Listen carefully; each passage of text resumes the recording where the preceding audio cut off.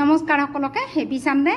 আমি যদি অপশন বাই কৰিবলৈ হয়, যিকোনো কল অপশন বা পুট অপশন আমি বাই কৰিবলৈ হয়, তেতিয়াহ'লে আমি কিমান ডিপলৈ যোৱা উচিত, ইণ্ডামানি আমি কিমান ডিপ ইণ্ডামানি লোৱা উচিত, সেইটো জানাৰ বাবে আহকচোন আমি অপশন চেইন চাম। আমি যদি ফাৰ্ষ্ট ইণ্ডামানি সিলেক্ট কৰোঁ, এইটো হ'ল ফাৰ্ষ্ট ইণ্ডামানি। ফাৰ্ষ্ট ইণ্ডামানিৰ প্ৰাইচ চলি আছে 124। 124 প্ৰাইজৰ আমি যদি অপশনটো সিলেক্ট কৰোঁ, তেতিয়া আমাক 9,300 মান টকা লাগিব। এতিয়া আমি এইটোৰ ডিপটো চালে আমি দেখা পাম যে ইয়াৰ ডিপটো চালে আমি দেখা পাম যে মাৰ্কেটে এই অপশনটোৱে আমাক লো লগাইছে 63 আৰু হাই লগাইছে 182।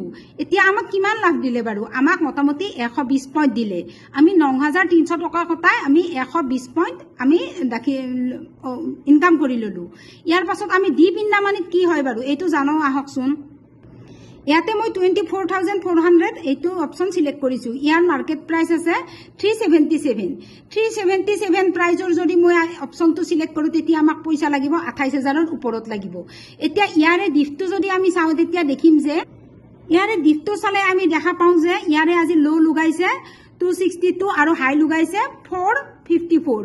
ইয়াৰ পৰা আমি কি দেখিলোঁ? আমাক ইমান দামী এটা আমি অপশন সিলেক্ট কৰাৰ বিনিময়ত আমাক মোটামুটি 200 টকাহে, 200 টকাৰো কমহে, 200 পইণ্টৰো কমহে আমাক হেৰি দিলে, প্ৰফিট দিলে। আমি যদি 9,000 টকা খটাই 120 পইণ্ট লওঁ, তেনেহ'লে 28,000 টকা খটালে আমি 190 পইণ্টহে আমি ল'বলৈ সক্ষম হওঁ। ইয়াৰ দ্বাৰা আমি এইটোৱে বুজি পালোঁ যে ফাৰ্ষ্ট ইণ্ডামানি বা ছেকেণ্ড ইণ্ডামানি সিলেক্ট কৰা উচিত। আপুনি যদি বেছি পইচা আছে, বেছি আপোনাৰ খটুৱাব ইচ্ছা, তেনেহ'লে আপুনি 2টা লট লওক, 3টা লট লওক। আপুনি 2টা লট লৈ যদি ফাৰ্ষ্ট ইণ্ডামানি লয়, তেতিয়া ইয়াতকৈ আপোনাৰ লাভ বেছি হ'ব।